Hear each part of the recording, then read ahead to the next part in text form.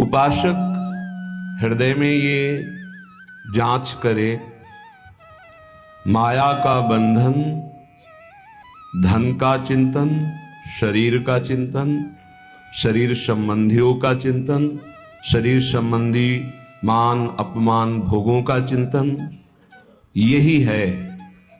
कोई रस्सी नहीं है जिससे बंधा है, कोई भागवतिक ऐसा बंधन नहीं है कि वो गांठ लगी है उसे खोलना है। ये आप अपने भ्रम से बंध गया है। अपने शरीर को मैं मानकर, शरीर भोगों को सुख मानकर, शरीर संबंधियों को ममता आसक्ति प्रियतावश अपना मानकर अपने स्वरूप को भूल गया, अपने आराध्य देव को भूल गया, अपना लक्ष्य भूल गया। यही भ्रम, यही बंधन। अंदर से देखते रहना है। हमारा मन इस बात में राजी है कि हमें मनोनुकूल भोग मिलते रहें, हमारा जीवन इंद्रियों की विलासता में बीते तो यही सुख है, ऐसी मान्यता बैठ गई है। अध्यात्म इसी मान्यता से मुक्त करता है, क्योंकि इस मान्यता में चिंता, शोक, भय, कामना, वासना, स्पृहा, अशांति, जन्म, मृत्यु, ये सब इसी से प्राप्त हुए हैं। अज्ञानी जीव इसे नहीं समझता है। उसकी एक मान्यता होती है कि लोक में यदि सबसे बड़े हम धनी हो जाएं, पद मिल जाए, जो हम चाहें वो मिल जाए, मानो ये हमारे जीवन का परम लक्ष्य है, ऐसा भ्रम से बैठ जाता है। बड़े कृपा पात्र हैं जिनको ये बात समझ में आने लगी कि प्रभु का नाम जपना, प्रभु के लीला गुणों का श्रवण करना और जितने भी कर्म हैं वो प्रभु को समर्पित करना, जीने के लिए धर्म पूर्वक धन कमाना, लेकिन जीवन का लक्ष्य भगवत प्राप्ति करना, ये जिनकी समझ में आ गया वो धन्य हो गए। वो चिंता, शोक, भय, मृत्यु, इन पर विजय प्राप्त कर लिए। श्रीपाद प्रबोधानंद जी महाराज कह रहे हैं, न लोकम न धर्मम न गेहम न देहम न निंदाम न स्तुतिम नापि सौख्यम न दुखम विजानन किमप्युन्मदः प्रेम माध्या गृह ग्रस्तवत्कर ही वृंदावने श्याम। हे भाई देखो, इतने बड़े महापुरुष संबोधन कर रहे, हे भाई अर्थात बहुत प्रियता से कह रहे हैं, बहुत अपनेपन से कह रहे हैं, अपने लोगों को समझाने के लिए कि हे भाई, ये जो लोक में तुम्हारी इच्छा है कि मेरा नाम हो जाए, मेरी यश कीर्ति हो जाए, मेरा सम्मान हो जाए, मैं सबसे बड़ा बन जाऊं, एक माया का भ्रमात्मक जाल है जिसमें फंसकर तुम नाना प्रकार की योनियों को प्राप्त होगे, मुक्त नहीं हो पाओगे। इसलिए इस लोक ऐषणा का त्याग कर दो। लोक ऐषणा, जो कंचन विजयी होते, कामिनी पर विजय प्राप्त कर लेते हैं, वो भी लोक ऐषणा में गिर जाते हैं। ये बड़ी भारी खाई है माया की, जिसे मान सम्मान कहते हैं, जिसे यश कीर्ति कहते हैं। इसकी चाह में बड़ी बड़ी साधनाओं की बलि चढ़ा दी जाती है, बड़ी बड़ी तपस्याओं को न्यौछावर कर दिया जाता है, केवल अपने नाम के लिए, अपनी प्रशंसा के लिए, अपनी बड़ाई के लिए। हाथ कुछ नहीं लगता। जो प्रशंसा मान सम्मान का भोक्ता बन गया, वो भगवान की प्राप्ति की योग्यता खो देता है। इसीलिए श्रीपाद कह रहे, न लोकम, लोक ऐषणा की तरफ अपनी वृत्ति जो जा रही है उसको हटाओ। ये सबके अंदर होती है। कुछ तो ऐसा करूं जिससे लोग हमें जाने। भगवान को तो जानना नहीं चाहते, तुम्हें क्या जान लेंगे? भगवान का तो सब नाम जप नहीं पा रहे, तुम्हारा नाम कौन लेगा? कितने बड़े बड़े चक्रवर्ती सम्राट हुए, बड़े बड़े महल, बड़े बलवान, कौन जानता है? बहुत बहुत इतिहास के पन्नों में लिखे पड़े हैं। होश में हम विवेक के द्वारा ऐसा साधन करें, ऐसे मार्ग में चलें कि भगवान को प्राप्त हो जाएं। ये जीवन का परम लाभ है। न लोकम, हमें लोक के मान सम्मान, यश, कीर्ति, प्रतिष्ठा आदि की भी चाह नहीं करनी चाहिए। अगर भगवान को सम्मान देना ही है ना, यश कीर्ति देनी है ना, तो ऐसा प्रदान करेंगे कि आपकी भगवत प्राप्ति भी नहीं रुकेगी और बिस्तरे सब जग विमल कीरति साधु संगति ना टरे। खास बात रहेगी, आपके जीवन में भारी यश का विस्तार होगा पर साधु संगति मिलती रहेगी, इसलिए अभिमान नहीं हो पाएगा। वो मान सम्मान आपके तप का नाश नहीं कर पाएगा। यदि भगवान को नाम करवाना है, यश करवाना है, सम्मान दिलवाना है, ये उनका विषय है। अपने तो दैन्य रहे, अपने तो सम्मानम कल्याति घोर गरलम नीचापमानम सुधा, सम्मान को विष समझे और नीच पुरुषों द्वारा किए हुए अपमान को अमृत समझे, तब राधा माधव में प्रीति होती है। क्योंकि देहाभिमान ही प्रीति में बाधक है। जब हमारा सम्मान होता है तो देहाभिमान पुष्ट होता है, और जब अपमान होता है तो भगवान की शरणागति पुष्ट होती है। ये सिद्धांत है, ये बाहरी बहिर्मुख पुरुष नहीं समझ पाएंगे। कोई हमारा अपमान करे तो हमें लाभ मिलेगा, छाती जलती है, उसको तो दंड देना चाहिए जो अपमान करे, यह अज्ञान है। ये परमार्थ का मार्ग नहीं है। आप जहां बैठे हैं, जो सुन रहे हैं, ये शुद्ध अध्यात्म है, भगवत मार्ग है। इसलिए न लोकम, लोक की भी मान बढ़ाई, यश कीर्ति की चाह ना करे तो राधा माधव के चरणारविंद की तरफ उसकी मन और बुद्धि की गति होने लगेगी। या ऐसा समझ लीजिए कि मन और बुद्धि में राधा माधव आकर विराजमान हो जाएंगे। आप विचार कीजिए, जिन्होंने अपने एक संकल्प मात्र से अनंत ब्रह्मांडों की रचना कर दी, वो मायाधिपति, ऐश्वर्य, समग्र वैभव, ज्ञान समुद्र, वैराग्य समुद्र, प्रेम समुद्र भगवान हमें मिल जाएंगे, फिर हमारे लिए दुर्लभ क्या रह गया। ये अनंत ब्रह्मांड तो उनकी एक संकल्प वृत्ति मात्र से प्रकट हो, ऐसे भगवान हमारे हो जाएंगे तो हमारे पास कमी क्या रहेगी। जाके रामधनी वाके कौन कमी। जब प्रभु हमारे हो गए तो फिर कुछ पाना बाकी नहीं रहता, सब कुछ मिल गया। अभी अल्प बुद्धि होने के कारण ऐसा लगता है हमें इस भोग की आवश्यकता है। अगर लक्ष्मीपति भगवान स्वयं मिल जाए तो आवश्यकता ही खत्म हो जाएगी। स्थिति आ जाती, सकल कामनाहीन जे राम भगति रस लीन, कोई कामना ही नहीं रह जाती। आप कामनाओं में सुख ढूंढ रहे हैं, और जबकि कामनाओं में सुख की आकांक्षा करके कर्म करते हुए दुख भोग रहे हैं, इसका मतलब सही मार्ग नहीं है। निष्कामता में जो परम सुख है वो केवल अध्यात्म मार्ग का पथिक ही समझ पाता है। संसार मार्ग का पथिक तो सकामता में ही भटकता रहता है। आगे कह रहे, न धर्मम,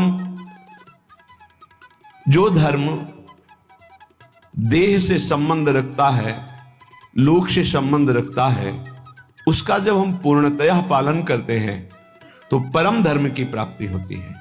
परम धर्म त्यज लोक धर्मान, लोक धर्मों का त्याग करने पर परम धर्म की पूर्ति होती है। सावै पुंसाम परो धर्मो यतो भक्ति अधोक्षजे, भगवान श्री हरि में प्रेम लक्षणा भक्ति हो जाना ये परम धर्म है, और लोक धर्म का ठीक निर्वाह करने का फल है परम धर्म, प्रभु के चरणों में भक्ति हो जाना। नहीं तो आपसे सच्ची कहते हैं, ये देहाभिमान बड़े बड़ों में झलकता रहता है। मैं अमुक, मैं अमुक, मैं अमुक, मैं अमुक, दूसरे की निंदा, अपने मुख से प्रशंसा, जो अध्यात्म के बिल्कुल विरुद्ध है, वो बना रहता है। बड़ा ज्ञान है शास्त्रों का, पर जब वाणी खुलेगी तो किसी न किसी की निंदा होते पाया गया। वो तो अमुक जाति के थे, वो अमुक अमुक ऐसे ऐसे। अरे जो सत्य वस्तु है उसको क्यों नहीं जाना जा रहा।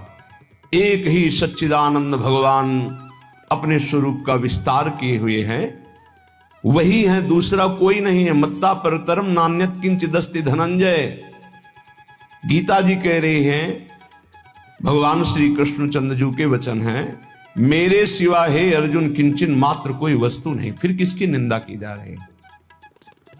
लोक धर्म की महत्ता है परम धर्म की प्राप्ति में। यदि लोक धर्म का पालन कर रहे हैं, परम धर्म की प्राप्ति नहीं हुई तो सो सब धर्म करम जरि जाऊ, जहां न राम पद पंकज भाऊ। वो सब धर्म कर्म में आग लग जाए जिससे भगवान के चरणों में प्रीति न उत्पन्न हो पावे। क्या उस धर्म कर्म का जो प्रेम न प्रकाशित कर दिया। जिससे प्रेम प्रकाशित हो वही धर्म है। इसलिए कह रहे कि इस लोक धर्म में ज्यादा अर्झो मत। क्या लोक धर्म है?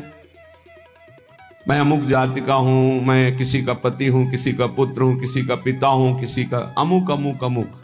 ठीक है, इन धर्म का पालन करो भगवत भाव से और भागवत धर्म में स्थित हो जाओ, यही इसकी मानता है। अगर केवल इतना ही करते रहे और प्रभु के चरणों में प्रीति नहीं, तो विश्वास कीजिए आपके हाथ में जो सत्य वस्तु प्राप्त करने के लिए मानव देह लगी थी, कुछ नहीं लगेगा। ये बहुत बार पति पुत्र परिवार ये सब खेल लाखों करोड़ों बार हो चुके हैं। हाथ आज क्या लगा है आपके? फिर वही नई सृष्टि, नया पढ़ाई, नई नौकरी, नई बैंक बैलेंस, फिर मरो फिर नया वही। कब तक चलता रहेगा? इसलिए न धर्मम, हम ऐसे धर्म को बराबर जीवन में पालन करें जिससे परम धर्म प्रकट हो। वो धर्म किस काम का जो परम धर्म से वंचित कर दे। इसलिए पति में भगवत भावना, पत्नी में भगवत भावना, पुत्र में भगवत भावना, माता पिता में भगवत भावना, अब ये आपको भागवत धर्म में स्थित कर देगा। मोह से तो सब कोई अपने परिवार में आसक्त है, भगवत भाव से तब बात बनती है। श्रीपाद कह रहे न गे हम, घर में विशेष आसक्ति मत करो। घर में श्री ठाकुर जी विराजमान कर लो। घर को ठाकुर जी का महल समझो, आप अपने को सेवक समझो, परिवार वालों को ठाकुर जी के जन समझो। नाथ सकल संपदा तुम्हारी, मैं सेवक समेत सुत नारी। तुम्हारा घर ही तीर्थ हो गया, तुम्हारा घर ही भगवान का मंदिर बन गया। जो रसोई में बने सबसे पहले ठाकुर जी को अर्पित करो। देखो तुम्हारा जीवन कितना उन्नति में, कितना शांत, कितना सुखद जीवन हो जाएगा। पापाचरण ही अशांति दुख क्लेश देते हैं, धर्माचरण ही सुख शांति देता है। कभी कभी भ्रम हो जाता है, धर्माचरण करने वाले में बड़ी दुख विपत्ति देखी जाती है और पापाचरण करने वाले में बड़ी उन्नति देखी जाती है। तो इसका आंतरिक रहस्य है कि अभी ये धर्माचरण कर रहा है, पीछे उसने जो पापाचरण किए हैं उनका फल लागू हो चुका है उसके ऊपर, इसलिए धर्माचरण करते हुए वो दुख भोग रहा है। और जहां दुख पापाचरण द्वारा प्रदत्त खत्म हुआ और इसके धर्म का प्रभाव आएगा, ये चमक उठेगा, इसका जीवन आनंदमय हो जाएगा। और जो पापाचरण करके उन्नति को दिखाई दे रहा है, उसका पुण्य फल लागू हो चुका है। जहां पुण्य नष्ट हुआ और वर्तमान का पाप और भूत का पाप दोनों जुड़ेंगे तो ये नष्ट हो जाएगा। इस रहस्य को समझें। इसको ऐसा ना माने कि पापात्माजन बड़ी उन्नति को प्राप्त होते हैं, पुण्य आत्माजन दुख को भोगते हैं, ऐसा सिद्धांत नहीं है। उसके रहस्य को ना जानने के कारण अज्ञानी जन ऐसा कहते हैं। श्रीपाद कह रहे गृह में भी आसक्ति मत हो। क्यों? घर में आसक्ति अगर कर लोगे, ऐसी आसक्ति सुनी जाती, अरे हमने इतनी मेहनत करके एक घर बनाया, अब तो एक एक दीवार की ईंट में हमारी आसक्ति है, तो छिपकली बनकर उसी में आओगे, उसी घर में रेंगोगे। अरे भाई, जब ये घर अपना नहीं है, पांच भौतिक, ये छूट जाता है, इसको आग लगा दी जाती है, तो और कौन सा घर अपने साथ चलेगा। इसलिए जैसे हम रह रहे हैं, घर ठाकुर जी का है, सेवक हैं, अपना समय व्यतीत कर रहे हैं, भगवत प्राप्ति के लिए मानव देह मिला है, तो धर्म पूर्वक आचरण करते हैं, नाम जप करते हैं, धर्म पूर्वक धन कमाते हैं, परिवार रूपी भगवान की सेवा करते हैं। घर में भगवान विराजमान, मकान भगवान का। जैसे भक्तजन अपने मकान का नाम प्रिया कुंज, श्यामा कुंज, ये प्रियाजू का कुंज है, ये श्यामाजू का है, हम तो सेवक हैं। तो घर की अहम वृत्ति, मम वृत्ति का नाश हो गया। एक एक बात को समझ जाओगे तो भगवत प्राप्ति बहुत सरल हो जाएगी। न लोकम, न धर्मम, न गेहम और न देहम। ये शरीर जिसको हम इतना प्यार करते हैं कि मैं मानते हैं, ये केवल क्लेश ही क्लेश दे रहा है। यदि भजन ना हुआ तो इसका कोई महत्व नहीं। कहां गई हमारी वो बाल्यावस्था, कहां गई हमारी यौवन अवस्था। नाना प्रकार से इसको दुलार किया, इसको प्यार किया, इसको मैं माना, और ये दुख ही दुख दे रहा है, प्रतिक्षण क्षीण हो रहा है। ये नष्ट हो जाएगा। आज दिखाई दे रहा है चलता फिरता बोलता, कल इसका अस्तित्व ही नहीं रहेगा, मिट्टी में मिल जाएगा। इसलिए इस देह का अभिमान मत करो। ये देह तुम्हारा अविनाशी नहीं है, कुछ समय का है। बहुत होश में, बहुत होश में। इससे पाप मत करो, किसी को दुख मत दो, मनमानी आचरण मत करो, शरीर पोषण के लिए अन्य जीवों की हत्या करके मांस मत खाओ, प्रमाद स्थिति पागलपन बढ़ाने के लिए शराब मत पियो। ये वो बुद्धि भ्रष्ट कर देती है जो नरक ले जाती है। पराई माता बहनों की तरफ गंदी दृष्टि, पापात्मा का भाव मत करो। ये मनुष्य देह केवल पवित्र आचरण करके, धर्माचरण करके भगवत प्राप्ति के लिए मिला है सबको। इसमें ऐसा नहीं कि अमुक प्राप्ति नहीं कर सकता, नहीं। कोई भी हो, पुरुष हो, स्त्री हो, बालक हो, बूढ़ा हो, कोई भी वर्ण का हो, कहीं का भी हो, कैसा भी हो, सबको चांस है भगवत प्राप्ति का। मानव देह मात्र को अधिकार है भगवत प्राप्ति करने का, क्योंकि अन्य योनियों में विवेक नहीं होता, इसलिए वो उपदेश धारण नहीं कर सकते, वो भजन साधन नहीं कर सकते। हाँ, भगवत कृपा से यदि संयोग बन जाए तो अन्य योनियों में भी कल्याण हो जाता है। जैसे कोई बहुत बड़े भागवत के घर का कुत्ता ही सही, वो दरवाजे पे बैठा, खूब नाम कीर्तन हो रहा है, ठाकुर जी का भोग लगा, आरती हुई, उसको भी प्रसाद मिल रहा है, वो नाम कीर्तन सुन, उसका कल्याण हो जाएगा।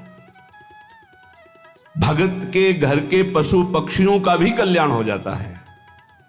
ऐसा कहीं बिरला ही संयोग बैठता है, नहीं तो मानव देह में ही भगवत प्राप्ति होती है।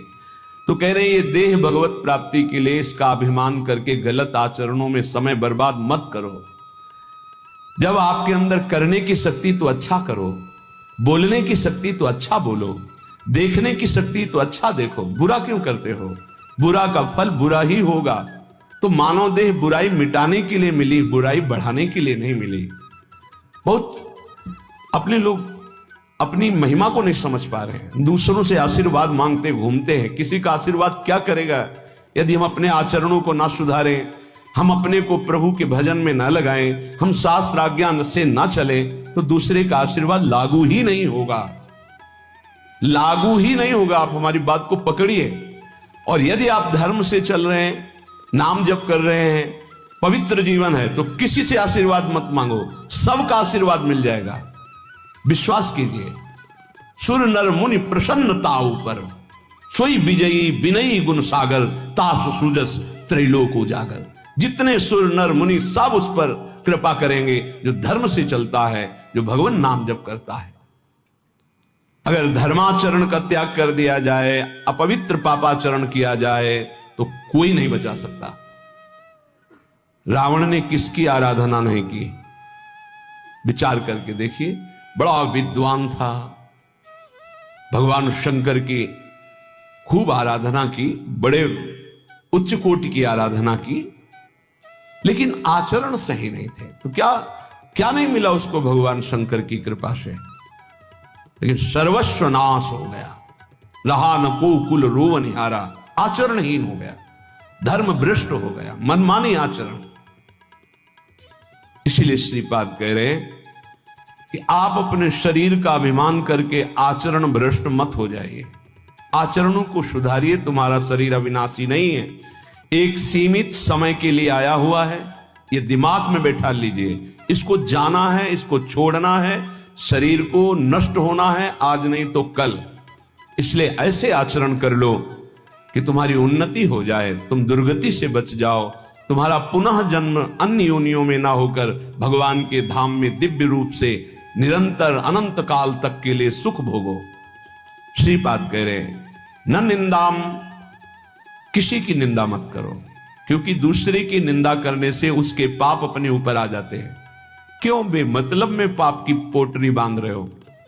पर निंदा के किए ते आवत नहीं कछु हाथ, मूर्ख पर्वत पाप को ले चल अपने साथ। दूसरे की निंदा करने से अपने को मिलता कुछ नहीं है, उसका पाप हमारे ऊपर आ जाता है। बेमतलब पाप की पोटरी, दुख का कारण आप बना रहे हैं। दूसरे की निंदा करने से आप उसको नीचा दिखा पाएंगे क्या? नहीं। अगर वो नीच है तो खुद नष्ट हो जाएगा, अपना उसका कर्म ही उसको नष्ट कर देगा। किसी को कोई नष्ट नहीं कर सकता, उसका कर्म नष्ट करता है। को ना काहू के सुख दुख कर दाता, निज कृत कर्म भोग सुन भ्राता। हे भाई, यहां कोई किसी को सुख दुख नहीं देता। अपना कर्म ही दूसरे की खोपड़ी में बैठकर जबरदस्ती हमारा अमंगल करवा देगा। हमारा कर्म, हम क्यों किसी की निंदा करके अपने पापों को बढ़ाएं? इसलिए ना निंदा मना कर, किसी की भी निंदा मत करो। और कह रहे ना स्तुति, किसी की स्तुति भी मत करो, प्रशंसा। क्यों? क्योंकि किसी व्यक्ति के गुण से प्रभावित होना संसारिकता है। गुणमानी संसार, सेवकवाणी, गुणमानी संसार और सकल गुण प्रीत बिन। अगर कोई बहुत अच्छा आचरण कर रहा है, भगवान की कृपा है, उसमें भगवान की शक्ति विराजमान, हम उसको नमस्कार करते हैं, व्यक्ति को नहीं। हम व्यक्ति की प्रशंसा नहीं करते, हम प्रभु की प्रशंसा करते हैं। प्रभु ने इसे योग्य बना दिया, बस। अगर किसी व्यक्ति से हम प्रभावित होते हैं तो प्रभु से प्रभावित होने वाला महत्व अंदर जो बैठना चाहिए कि सर्वलोक महेश्वर भगवान हमारे स्वामी हैं, यह हट जाएगा। हमें भगवत भाव की प्रशंसा करनी, ना कि किसी व्यक्ति के पद की, गुण की नहीं। सर्वलोक महेश्वर भगवान कृपा किए हैं, उसको ये सामर्थ्य दिए हैं, जितने अंश में सामर्थ्य दिए हैं उतना वो प्रभावशाली है। पर हम व्यक्ति की नहीं, हम भगवान की तरफ देखते हैं। भक्त का लक्षण होता है वो भगवान की तरफ देखता है, व्यक्ति की तरफ नहीं। तो हमारी कोई बहुत बड़ाई कर दे, भलाई कर दे, कोई वस्तु दे दे, कोई मनोनुकूल कार्य कर दे, तो हम श्री भगवान की तरफ देखते हैं, प्रियाजू की तरफ देखते हैं, उस व्यक्ति की तरफ नहीं देखते कि धन्यवाद आपने, ये संसारिकता है, आपने बहुत बड़ा काम कर दिया, धन्यवाद। नहीं, जय हो प्रियाजू की, इसको निमित्त बनाकर प्रियाजू ने कार्य करा। हमारी आसक्ति प्रियाजू में, किसी व्यक्ति में नहीं। जीवन में यह सिद्धांत समझ लीजिए, यदि व्यक्ति से आसक्त होंगे तो इष्ट का भरोसा छूट जाएगा, फायदा क्या हुआ? कोई भी कितना हित करे, कितना भी हमारा मंगल करे, हम धन्यवाद नहीं देंगे, हम जय बोलेंगे, हमारे प्रियालाल की जय हो, उन्होंने इसे निमित्त बनाकर कराया है, जय हो प्रियालाल। हम उस भगवत स्वरूप को प्रणाम करते हैं, व्यक्ति नहीं, गुण नहीं, ये प्रियालाल की कृपा। देखो गोस्वामी जी से कह रहे, तात सुनहु माया कृत, गुण अरु दोष अनेक, गुण या उभय न देखी, देखी सो अविवेक, गुण या उभय न देखी। भागवतिक गुण है, न किसी के दोष, न किसी के गुण, न किसी की निंदा, न किसी की स्तुति। सबसे बड़ा भागवतिक गुण है सब में भगवान को देखना। इस रूप में भगवान आ गए, इससे बड़ा सम्मान क्या होगा सामने वाले का? साक्षात हम भगवान मान रहे हैं। इस रूप में भगवान, व्यक्ति नहीं, व्यक्ति रूप में हम स्तुति नहीं करेंगे, भगवत भाव से मेरे प्रभु इसे निमित्त बनाकर आए, या मेरे प्रभु इस रूप में आए। श्रीपाद करे, नापि सौख्यम, हमारा किसी से किसी भी तरह का सुख लेने का भी भाव नहीं होना चाहिए। सौख्यम माने सुख होता है। ये व्यक्ति, ये पदार्थ, ये वस्तु सब प्रभु के सुख के लिए अपनी भावना, भक्त का। हम तो प्रसाद भोगता है, वस्तु का भोग नहीं करते।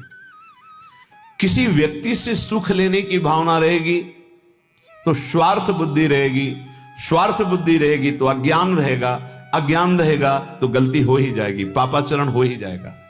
जितने पाप होते हैं सुख बुद्धि लेने की भावना जिनकी जितनी बढ़ गई उनसे हो रहे हैं, हम हो या आप हो।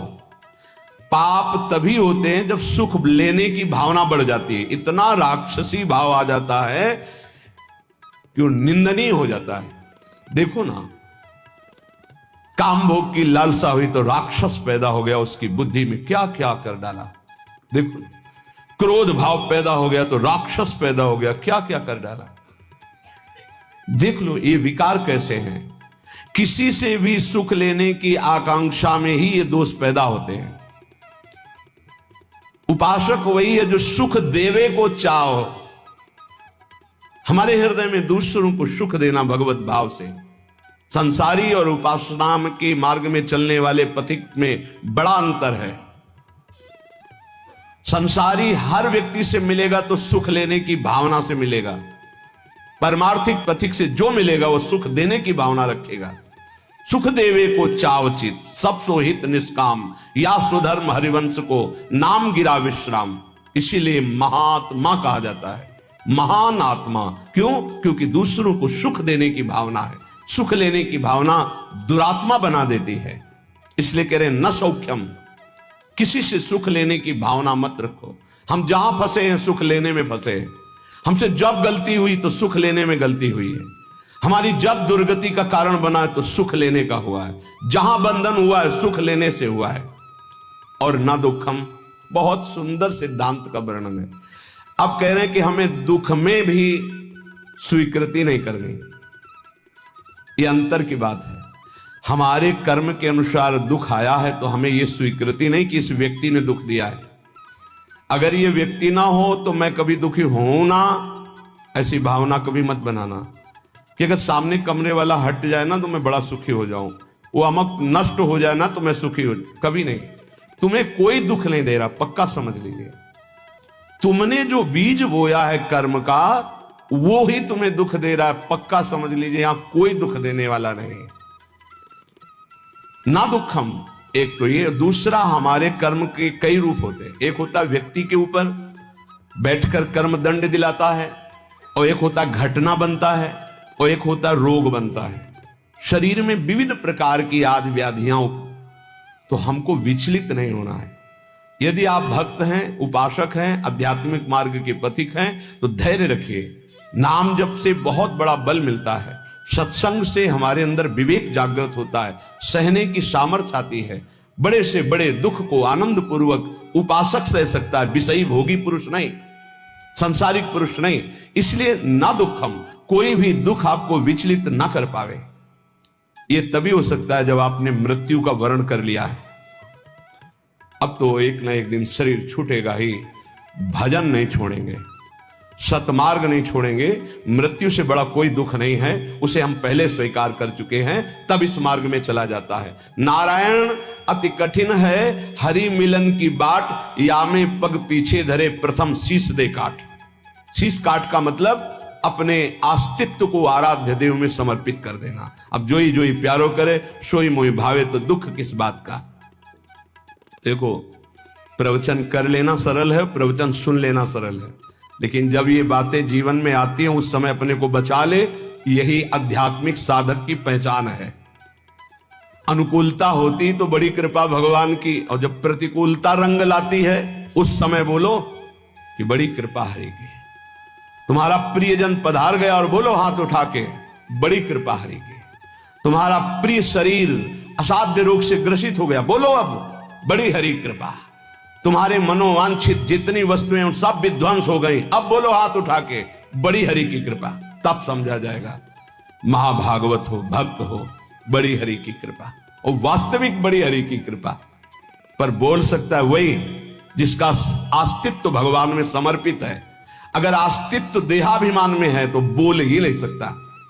हरि की कृपा प्रतिपल। नाशवान का नाश निश्चित होगा, अविनाशी का कोई नाश कर ही नहीं सकता है।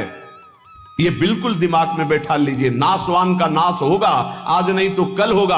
अविनाशी को कोई मार नहीं सकता। तू अविनाशी है, तेरा शरीर और संसार ये सब विनाशी है। इसलिए न दुखम, दुख को भी स्वीकार मत करो। ना मैं कभी रोगी था, ना मैं कभी रोगी होऊंगा, ना मैं कभी दुखी था, ना मैं कभी दुखी होऊंगा। मैं आनंद सिंधु का बच्चा हूं और आनंद में ही रहता हूं। ये जो आनंद सिंधु सुख राशि प्रभु है, उन्हीं का ईश्वर अंश जीव अविनाशी चेतन अमल सहज सुख राशि। पर कई मिनट रुकते हो अपने स्वरूप में, एक सेकंड नहीं। इसी देह में रहते हो हर समय।